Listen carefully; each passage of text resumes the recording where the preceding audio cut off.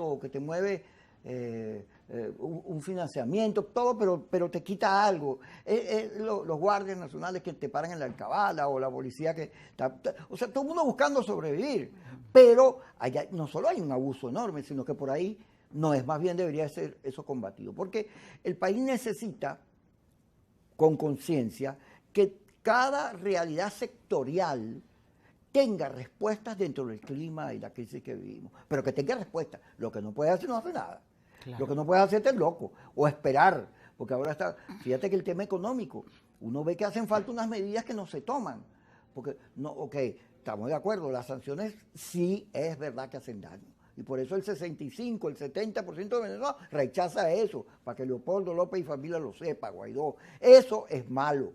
Pero el gobierno se comete errores, el gobierno es lento, el gobierno no habla, no se reúne. O si lo hace, no hay acuerdos. Y la política, al contrario de lo que dicen los radicales, la política es acuerdos. Entonces, el país necesita... Fíjate, hemos hablado de la crisis que genera la institucionalidad, del problema del salario, del problema de la economía, del problema concreto de los productores o de los maestros. Todo eso te requiere a que, en vez de volcarte a hablar de que este candidato es mejor que el otro, tienes que hablar de eso. ¿Cómo vamos a solucionar esto? ¿Cómo le vamos a entrar a eso? ¿Cómo le vamos a entrar a eso? Fíjate tú, con respecto a lo de las sanciones, yo quería decir rapidito lo siguiente. Yo quiero decir que yo estoy segura que las sanciones le han hecho daño económico al país. En lo que yo no estoy de acuerdo con el gobierno es que utilice eso como excusa para tapar otras cosas que no tienen que ver con las sanciones. Y lo digo porque cuando tú analizas producción petrolera, precio del petróleo, inflación, te das cuenta que cuando llegamos a 2016 estábamos en los precios más bajos. Estábamos en una inflación altísima y en el 2017 en hiperinflación y todavía no habían comenzado las sanciones, para que no vayan a confundir la suma con los sumandos. Y como aquí la gente siempre se va para los extremos, allá estaba la negra defendiendo al gobierno. No, yo lo que estoy tratando es que veamos la verdad y a la luz de la verdad ver cómo vamos a analizar las cosas. Y hay algo que le digo al gobierno. Por ejemplo,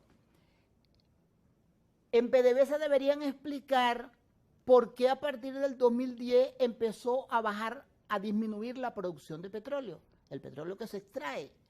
Cuando llegamos al 2016 ya había una disminución como de 1 millón de barriles diarios. Entonces tiene que haber una razón. Si no es una razón de la OPEP que les dijo que tenían que bajar, tiene que haber una razón técnica. Eso es una cosa. La otra cosa, lo de los precios no, porque los precios no lo establece el país, pero están allí, hicieron mella sobre eso.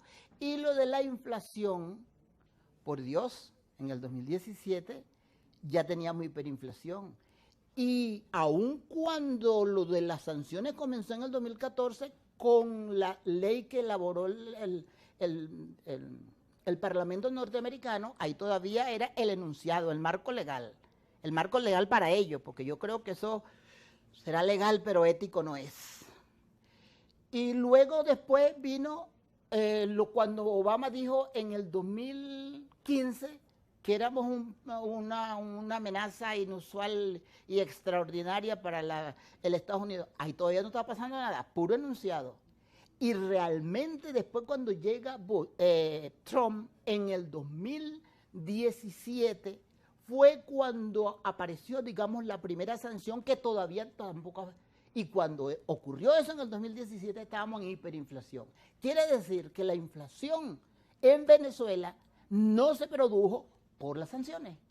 Tiene otro origen. Mira, pero... Que la profundizó. Volvamos a hacer memoria, ya que lo estás haciendo.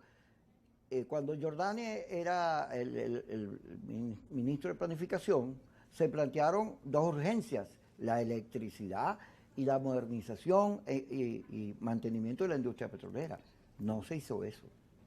Pero luego el señor Ramírez, que era rojito, ¿tú te acuerdas? Bueno, no solo desvirtuó el funcionamiento interno, porque cuando empezaron a despedir gente, producto del paro y todo eso, bueno, hay una cantidad de venezolanos profesionales formados en la industria que se fueron, producto de la política, pero hay un saqueo, un robo disfrazado de rojito, que influyó notablemente porque nosotros de 3.500.000 barriles del 98 pasamos a producir cada día menos.